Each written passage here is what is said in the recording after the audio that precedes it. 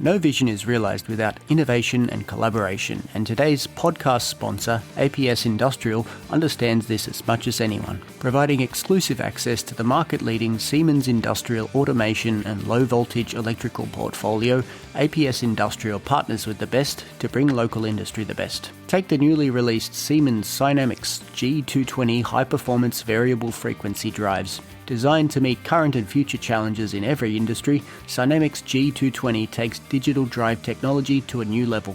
Synamics G220, the drive for tomorrow, brought to you today by APS Industrial. Now on with the show. Tim, thank you very much for joining us here on AU Manufacturing Conversations. Excellent. Great to be with you all today. I'm Tim Cheston. I'm a senior research manager at the Growth Lab at Harvard University. We are a research center dedicated to the very humble question of trying to understand the secret to prosperity and explaining how places develop rich, complex economies. Wonderful.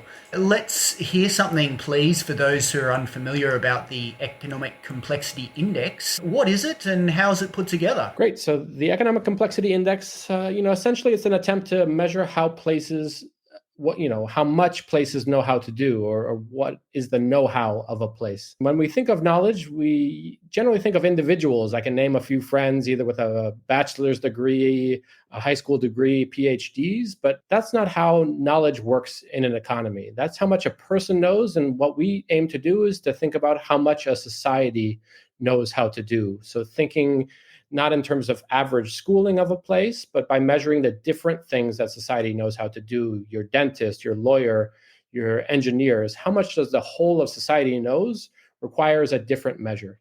And so what essentially our research shows is that the diversity of productive knowledge, or that know-how that a society has, falls at the heart of the economic development process.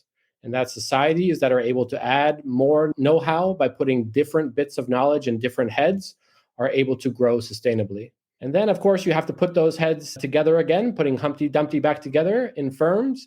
And then we can measure the diversity and complexity of the firms and what you're able to produce, and infer that because you're able to produce it, you must have the know-how to produce that production.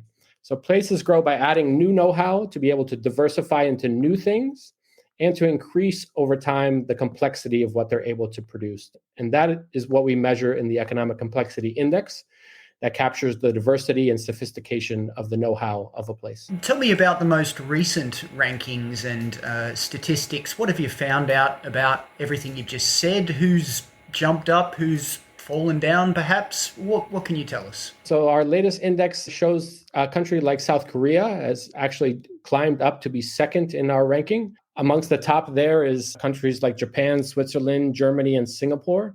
And South Korea has moved up from the rank of 20th in the year 2000 up to that second position by engaging this process of what we call structural transformation. That South Korea does not engage in producing the same things it was producing in the year 2000. It continuously evolves its comparative advantage to move from what historically maybe it started in textiles and apparel, moved into light manufacturing and electronics, then into heavy machinery, automobiles, and other industries. So it kind of goes against the conventional wisdom of a lot of economics that assumes that a place should specialize in its areas of comparative advantage. And actually what we find is that countries that succeed in creating sustainable development continuously evolve their comparative advantage to move into more complex industries. So this is the challenge of economic development, that the countries that have succeeded do not produce more of the same production. They continuously evolve what they know how to do to add new know-how and move into very different areas of production. That what it takes to produce a car is very far from what it takes to produce apparel. And then another country that has risen up the ranks, even though it's much lower in the rankings, is a country like Vietnam, that this year is in the place of 53rd position, when in the year 2000, it was in 98th position, meaning that Vietnam has been able to move up 45 rankings in a little over 20 years, showing that countries that are able to continuously evolve their know-how and move into more sophisticated production are those that lead both the rankings climbing and those that have actually grown the fastest in recent years. Right. So when we talk about economic complexity, not that I talk about it very often, but when I do, I hear it said sometimes that it's tied to growth prospects for a country. Could you explain the link of those two things, please? And how can complexity predict the growth of an economy into the future? Yes, this is one of the interesting dynamics of the economic complexity index. The first is that it predicts current incomes better than any other single indicator or single measure out there. So if you took a single global governance indicator, you took an average year of schooling, you would not do so well in predicting what a country's income level would be. But we do find that by measuring the know-how and the diversity and range and complexity of your knowledge does predict your income today or differences in income today. But it's not perfect. You say, there's a country like India. If you looked at India's ranking in the year 2008, you'd say India is actually much more complex than we would predict for its income level. And India has complied over time and has been one of the fastest growing countries over the past couple decades. And then if you went back to 2008 and you saw a country like Greece, you say, Greece, how did you become so rich? You don't have the complexity that would sustain your income level. And unfortunately, Greece has struggled over the past 2 decades the same. So the value of this index is not just in explaining differences in income today.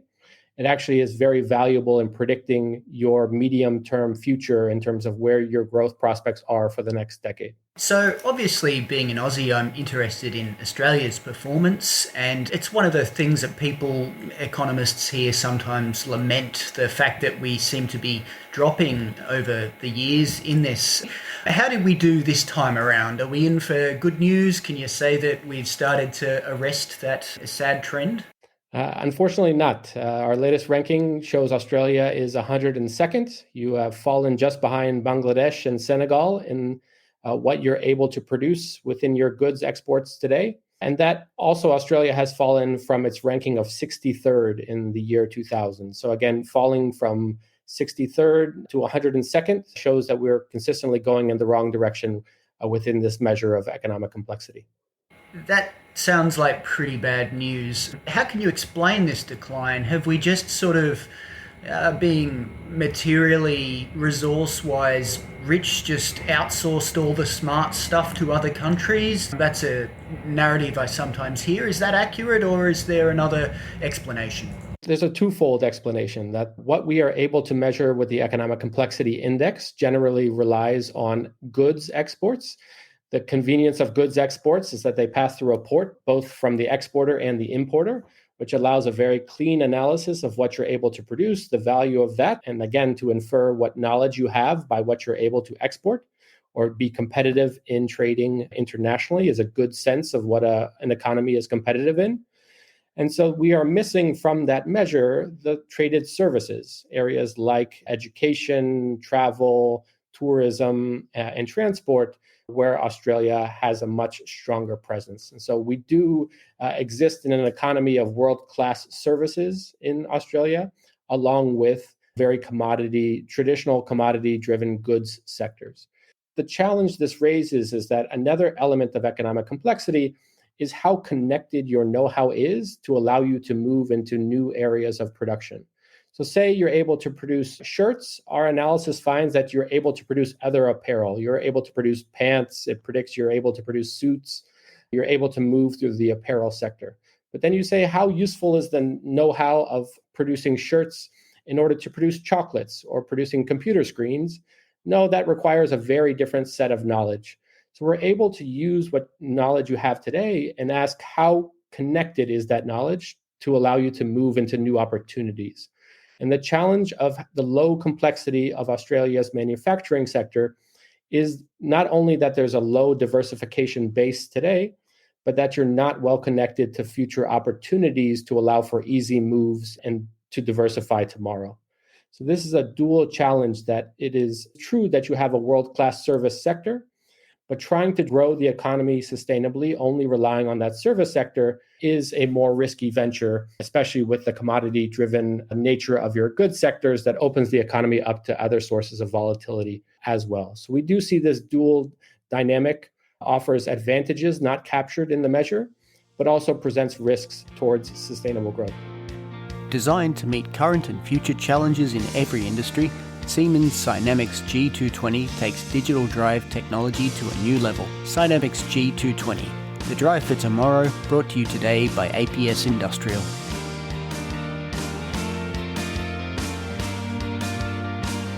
You're currently talking to a gentleman with a website and podcast, and you're not in the capacity currently of advising the Australian government.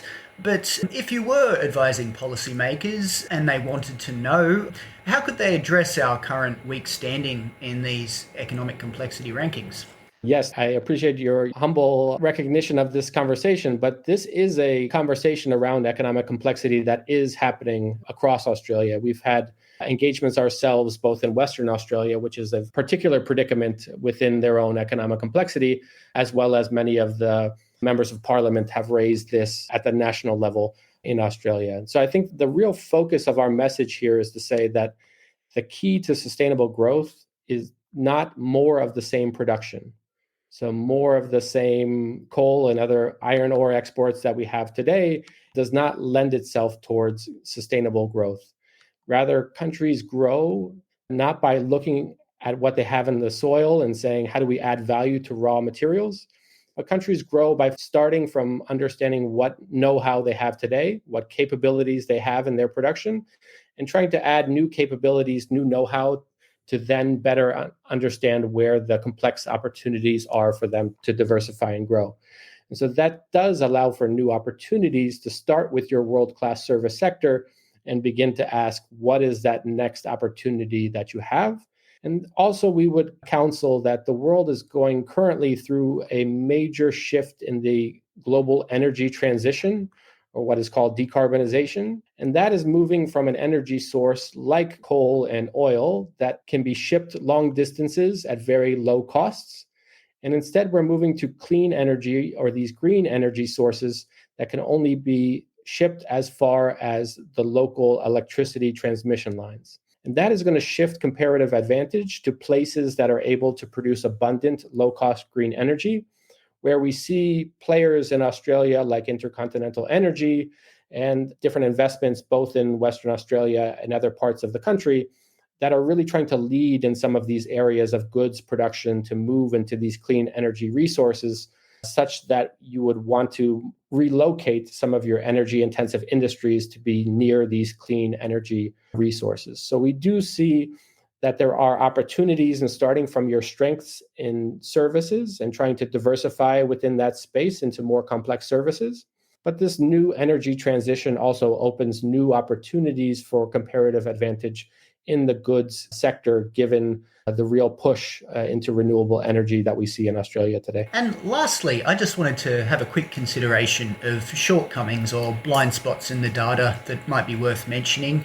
Sometimes we have critics here and they might say, for example, that the chaps at Harvard, they have their opinion and they have their way of measuring complexity and they miss a lot of things. And one of them is, while we do dig a lot of stuff up and sell a lot of very raw stuff, the means by which it's dug up are actually quite complicated, and you don't look at that and you don't consider us when you rank us down the bottom. This is all probably more long-winded than it needs to be, but there's a criticism out there that the rankings don't consider the complexity of production. They just consider the complexity of the finished goods. How would you address that? Yes, no, I think, every year we put out new rankings. We always enjoy some of the publications that pick them up. And I've not seen a better headline, biased interpretation of our work than the Australian headline says, Australians are rich, dumb, and getting dumber, and used our analysis to convey that headline. So